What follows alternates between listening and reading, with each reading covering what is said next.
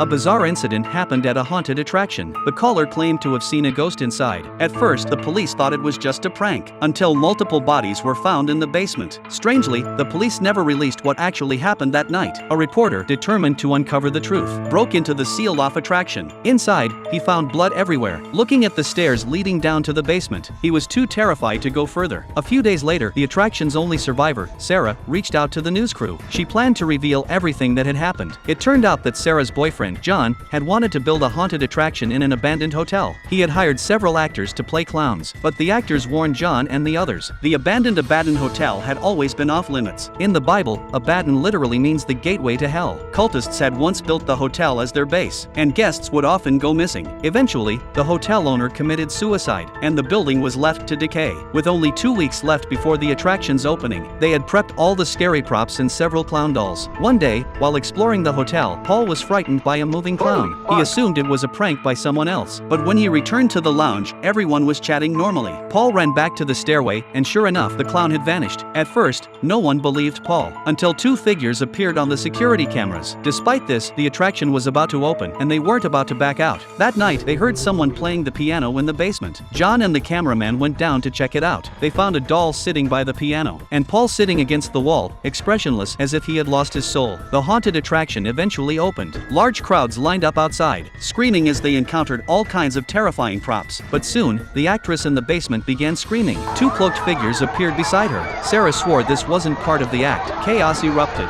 In the confusion, the cloaked figures killed the actress. John tried to evacuate the visitors, but when he and the others tried to leave, the doors had been locked. The black cloaked figures appeared again. After screams of terror, Sarah was the only survivor left. After telling her story, she returned to the hotel. The female reporter went to the haunted attraction to cover the story. Other colleagues watched the footage Sarah had brought, only to discover that Sarah had encountered her companion Paul that night. He had smashed her with a camera, killing her, and then slit his own throat. In reality, there were no survivors from the attraction. Meanwhile, the reporter, accompanied by a cameraman, arrived at the abandoned haunted attraction. She ignored calls from her colleagues. Inside, she found Sarah sitting on a bed. When the reporter approached, she saw Sarah's face covered in blood. They tried to escape, but the doors were locked. Then, the black-cloaked figures appeared again.